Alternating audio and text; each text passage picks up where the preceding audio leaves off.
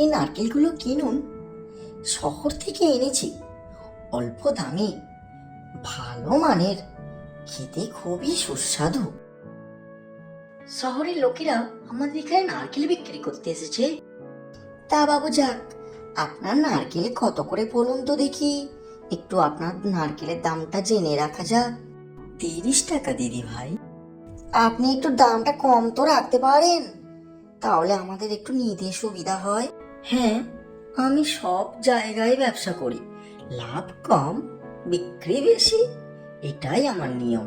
এই রহিম, আমার জন্য 2-4টে রাখিস বাবা, সব যেন শেষ করে ফেলিস না।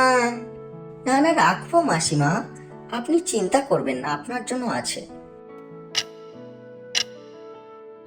আসুন দাদা ভাইরা, আমি শহরের বড় ব্যবসায়ী, রহিম তো বাচ্চা ছেলে, আমি একেবারে অর্ধেক দামে নারকেল দেব। ঠিক আছে, দাঁড়ান, আমরা আসছি, দেখি আপনার নারকেলটা কেমন হয়।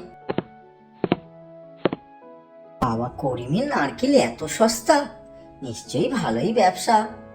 যাক, রহিম বেটাটা বড্ড খরচা, সব সময় শুধু শুধু আমাদের থেকে দাম বেশি নেয়।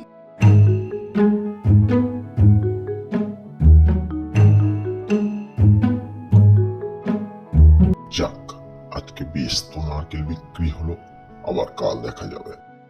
ধরো সবাই, করিমকে ধরো, ও আমাদেরকে ঠকিয়েছে, পচা নারকেল দিয়েছে। ধরুন সবাই, ধরুন ওকে, কেউ ছাড়বেন না, ওকে ধরুন, বেটা বদমাইশ, পচা নারকেল দিয়ে ব্যবসা করছে। আপনি এখানে লোক ঠকাতে এসেছেন। ধর সবাই, ওকে ধর, সবাইকে ধর, ধর ধর ধর, ধর, কেউ ছাড়বে কেউ না। ছাড়।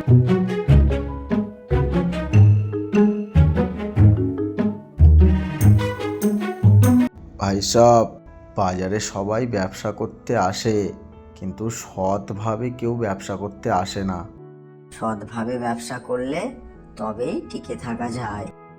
সত্যি বলেছেন রহিম ভাই, এবার থেকে যাচাই না করে কোনো কিছু জিনিস কিনবো না।